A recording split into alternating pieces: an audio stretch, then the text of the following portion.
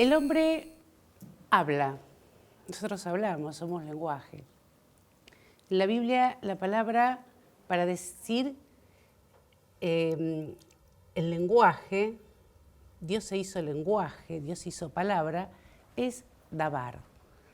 La palabra dabar en hebreo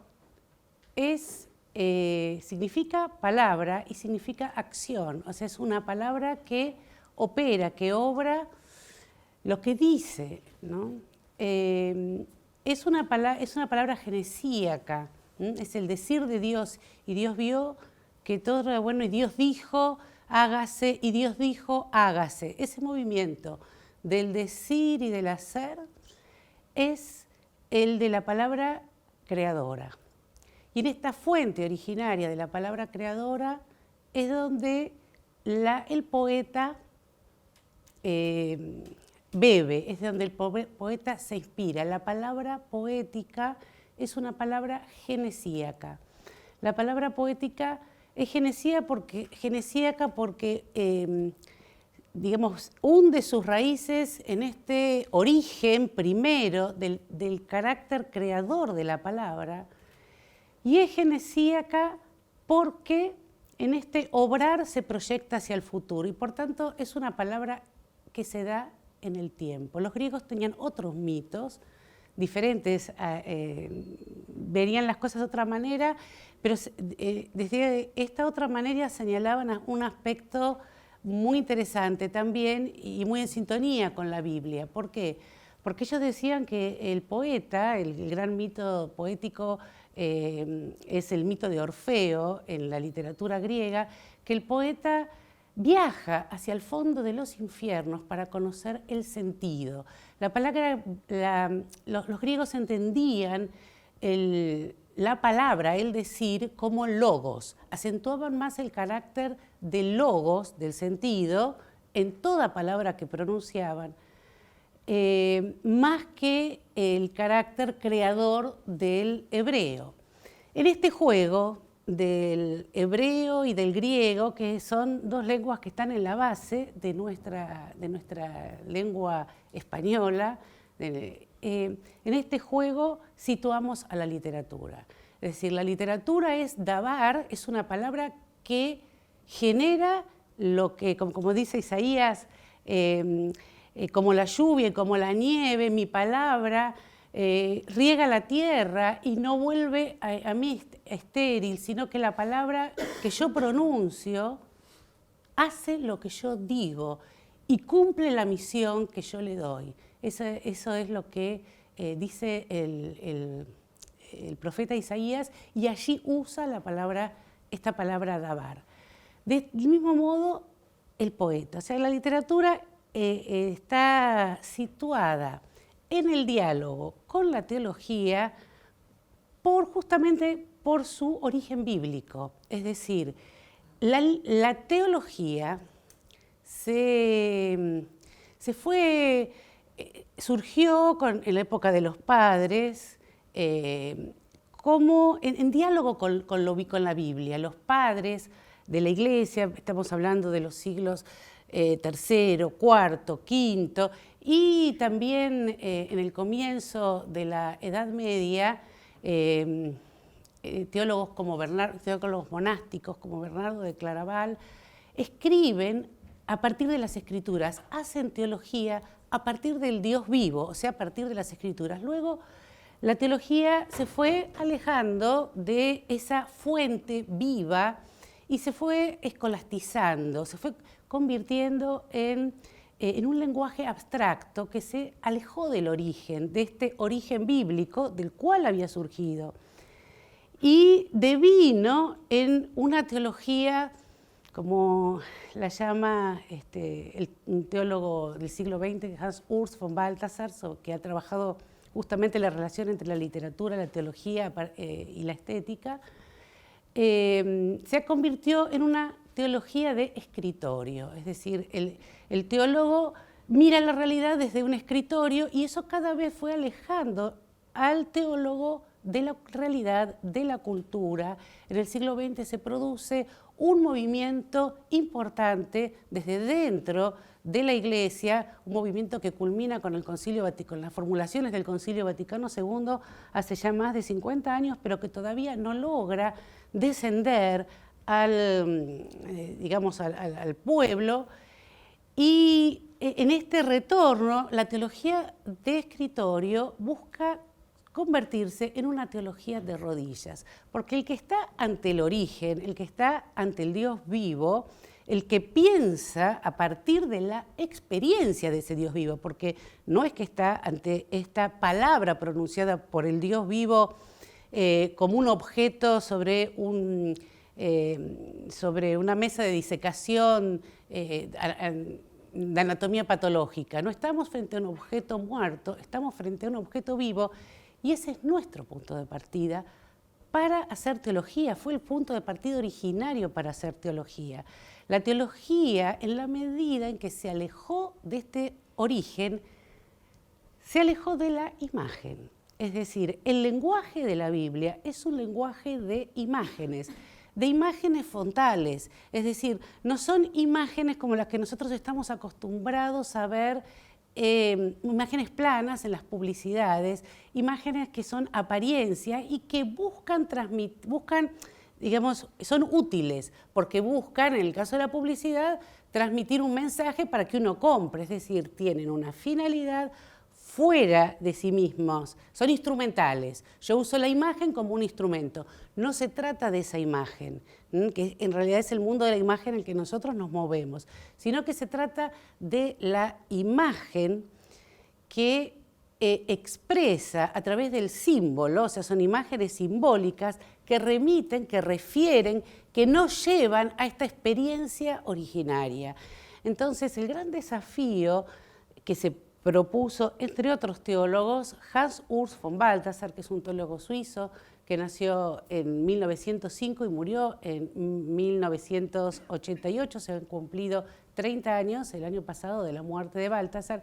Es uno de los grandes teólogos del siglo XX junto con Karl Rahner, y ambos, por caminos teológicos diferentes, han buscado revitalizar la teología. Balthasar lo dice de un modo muy expresivo, dice sacar a la teología del banco de arena del racionalismo en la que había quedado atascada. Si la teología, que es el logos, la sabiduría, el discurso acerca de Dios, se atasca en el banco de arena del racionalismo, ¿qué llega a la catequesis?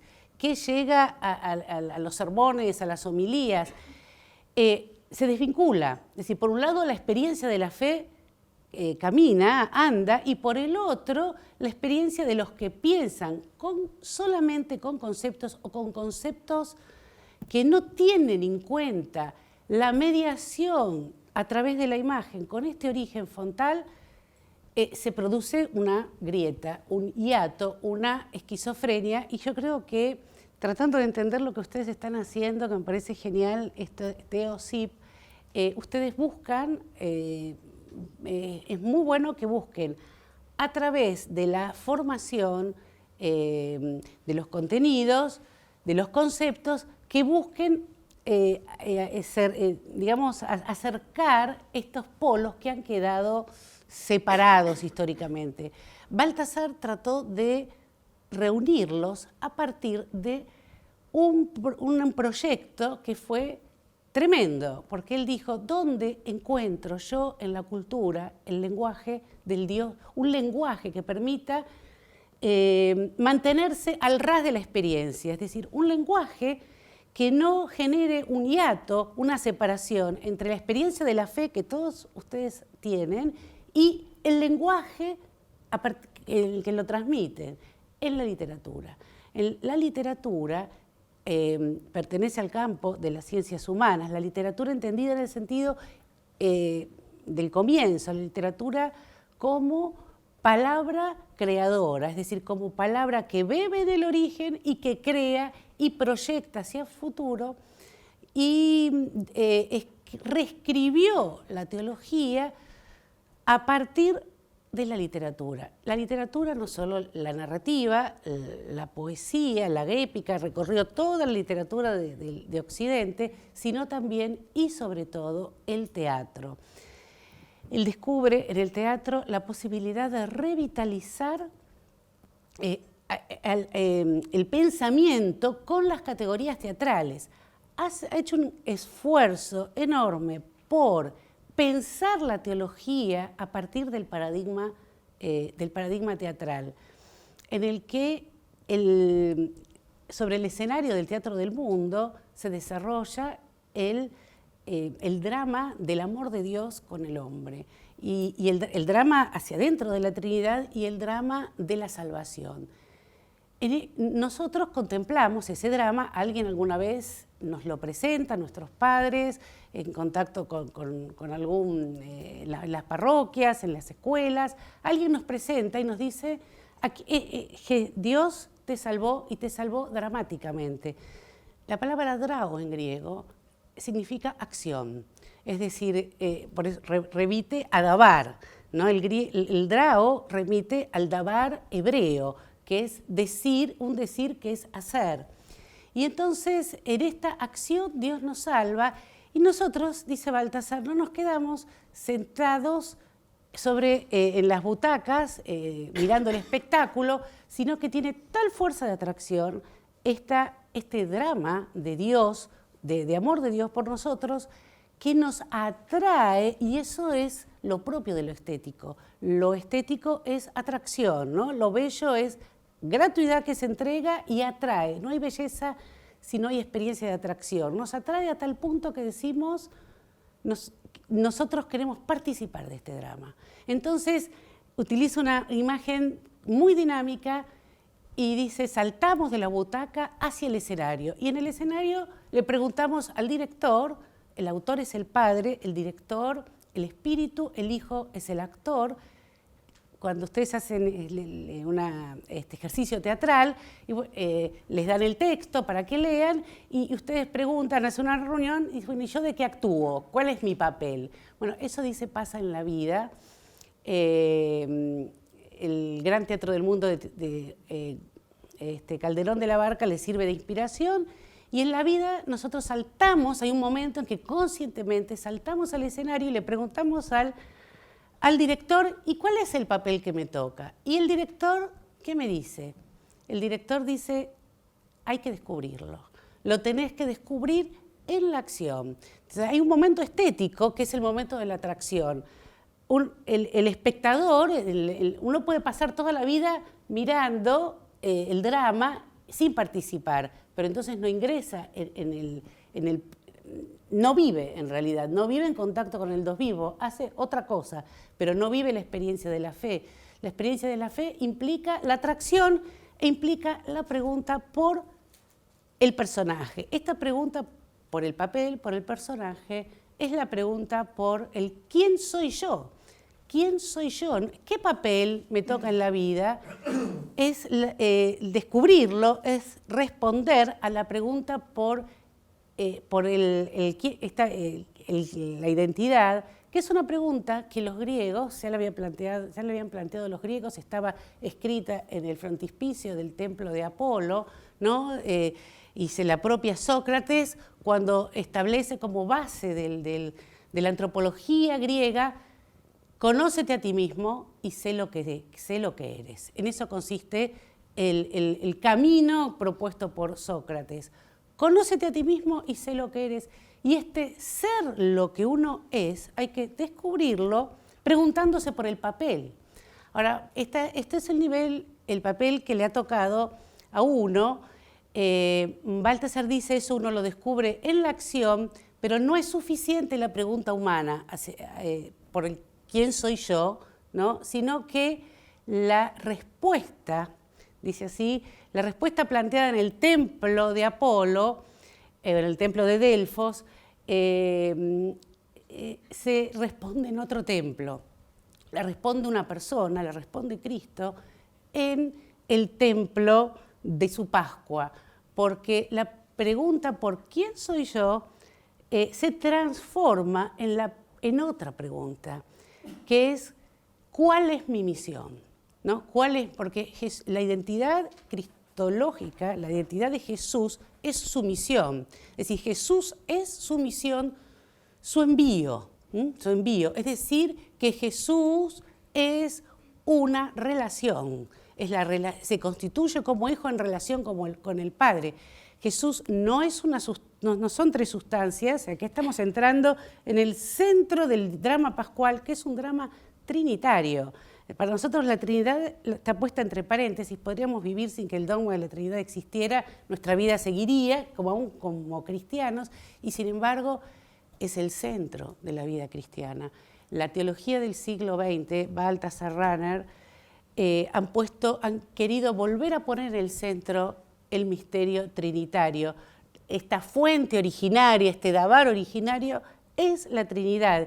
Y entonces nosotros nos constituimos nuestra identidad de personas, cada una única y en relación con los otros, cuando podemos responder a la misión. ¿Cuál es mi misión? Y dice Balthasar, como somos constitutivamente en relación, la misión la descubrimos cuando sabemos quién nos envía. ¿Quién me envía? Cuando yo sé quién me envía, el Padre, ¿no? ¿Cuándo Jesús sabe quién es? Cuando sabe quién lo envía. ¿Y quién le descubre a él quién es? Los otros, las miradas de los otros con los que se encuentra. Es decir, Jesús descubre quién es cuando sabe cuando va descubriendo, que descubre quién es Él, que es el Hijo de Dios, cuál es su misión, salvar al hombre. En un proceso dinámico va descubriendo que Él es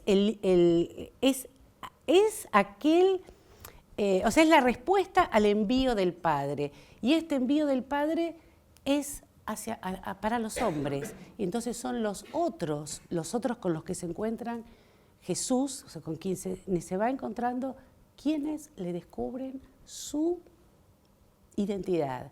Así también nosotros. Nosotros no descubrimos quiénes somos, sino en la medida en que miramos al otro, somos capaces de hospedar al otro, y en este hospedar al otro nos descubrimos a nosotros mismos y descubrimos al otro en una reciprocidad de amor, que es, como dice otro teólogo contemporáneo, italiano, Piero Coda, es una reciprocidad reciprocante. Es decir, hay una reciprocidad de amor en la que mutuamente nos vamos hospedando y nos ayudamos a descubrir quiénes somos, porque yo soy profesora, a mí los alumnos muchos años dando clases, soy mamá, soy esposa, y sigo descubriendo el lugar del descubrimiento de mi identidad son las relaciones, o sea, es en las relaciones recíprocas con los otros, que no son excluyentes, que son, digamos, son abiertas, no excluyen a los otros, sino que eso significa reciprocante, que se multiplican al infinito. Cuando una relación es identitaria, o sea, cuando una relación me constituye, porque en el recíproco hospedarse uno a otro, yo descubro quién soy y hago que el otro descubra quién es, en ese movimiento no se cierra sobre sí mismo, sino que se abre un tercero. Por eso es trinitario. O sea, el descubrir quién soy y el ser yo y responder a la misión, que es lo único que buscamos en la vida. Nosotros buscamos en la vida ser felices y respondiendo, como en este caso sí, como creyentes, a este llamado de Dios a ser nosotros mismos y a ser en relación con los otros, o sea, en comunión. En la medida, esto lo vamos configurando, lo vamos realizando en la medida en que vamos viviendo, en contacto con el origen, con el Dios que nos envía, y auscultando, atendiendo, escuchando la voz del director. Es decir, hay un tercero de la obra, en esta figura, topos del teatro del mundo, sobre el cual Baltasar elabora su teología, que es el espíritu. El espíritu que es el que conduce la historia y es el que no tiene rostro, ¿no? El espíritu lo representamos con una paloma. En realidad el único rostro es el rostro que vemos, es el del Hijo, pero en el Hijo vemos al Padre y en la relación del Hijo y del Padre, la unión la hace el Espíritu. Entonces, Baltasar renueva el lenguaje de la teología tomando de la literatura, en este caso del teatro. Ha escrito una obra imposible de leer en su totalidad. Su obra más importante es una trilogía que tiene 16 tomos, atravesada por la literatura del primero al último, y busca una y otra vez en la literatura únicamente esto, la presencia del Dios vivo en nuestra cultura.